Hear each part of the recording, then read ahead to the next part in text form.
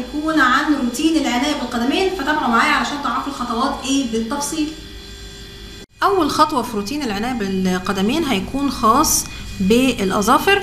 زي ما انتم شايفين الشنطة دي انا كنت جايباها من H&M من فترة كبيرة جدا، بس مش عارفة انا ممكن تلاقوها ولا لا، بس عادي ممكن الحاجات اللي هي جواها بتكون موجودة في محلات اللي هي اخر العنقود والحاجات دي. المهم هتكون اول خطوة عندنا خاصة بالاداة دي، زي ما انتم شايفين شكلها ده شكلها بالظبط.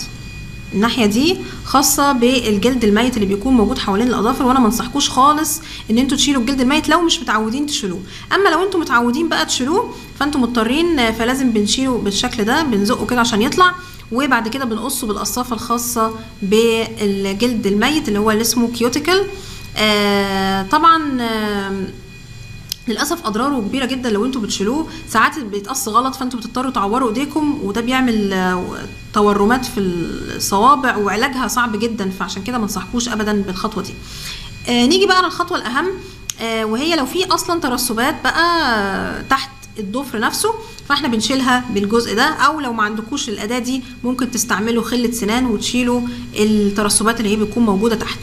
تاني حاجه طبعا هتكون هي قص الاظافر باي شكل انتوا حابينه، وبعد كده هنبرد الضفر علشان خاطر يبقى ناعم وجميل، فهبرده. بس يا جماعه خدوا بالكم البرد لازم يكون في اتجاه واحد، يعني يا اما من اليمين للشمال يا اما من الشمال لليمين، اتجاه واحد علشان ما نسببش ضعف للضفر نفسه.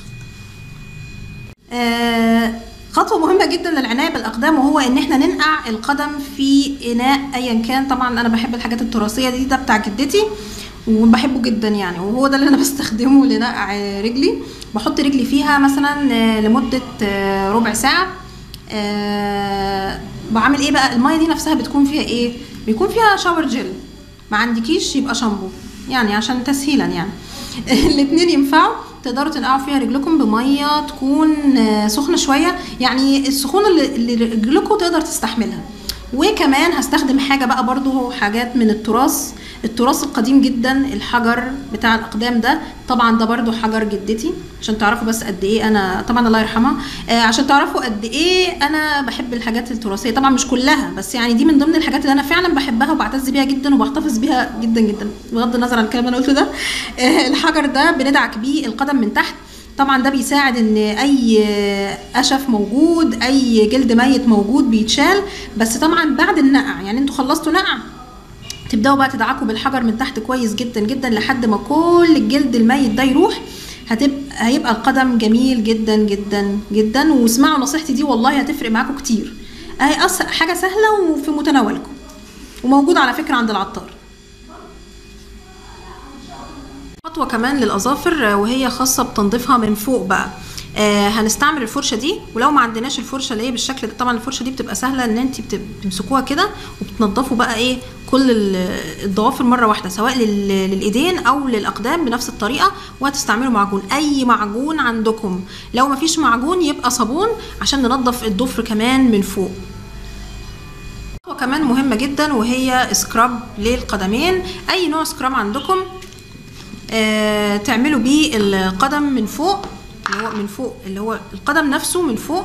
لازم نعمل له سكراب كويس جدا، بس ايه علشان خاطر نشيل الجلد الميت ويبقى شكل القدم ناعم واحلى. نيجي لخطوه مهمه جدا جدا وهي الترطيب. الترطيب هيكون شامل للاظافر وللقدم نفسها من فوق ومن تحت. بالنسبه للاظافر انا كنت وريتكم قبل كده مقوي الاظافر ده اللي انا كنت مكوناه من كذا زيت مع بعض، تقدروا ترجعوا للفيديو عشان تعرفوا فوائده وكل حاجه. هو مش بس لتقويه الاظافر، هو كمان بينعم الاظافر نفسها وبيرطبها كويس جدا، لان الاظافر زي ما قلت لكم قبل كده هي طبقات تحت بعضها، فلما احنا بنهتم بيها وبنرطبها ونساعد على تقويتها ده بيخلي الضفر نفسه يبقى كويس زي ما هو وما بيقشرش. ف ده اهم حاجه بالنسبه للاظافر. نيجي بقى للقدم نفسه، فاحنا عندنا كذا اوبشن.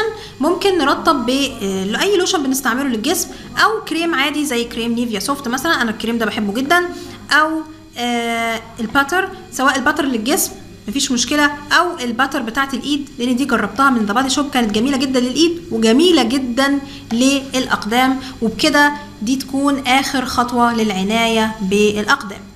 وبكده اكون قلت لكم كل الخطوات، وزي ما انتم شايفين قد ايه سهله وبسيطه. ما تنسوش بقى اللايك والشير عشان نوصل الفيديو لعدد اكبر من الناس، واشوفكم على خير فيديوهات جايه. باي.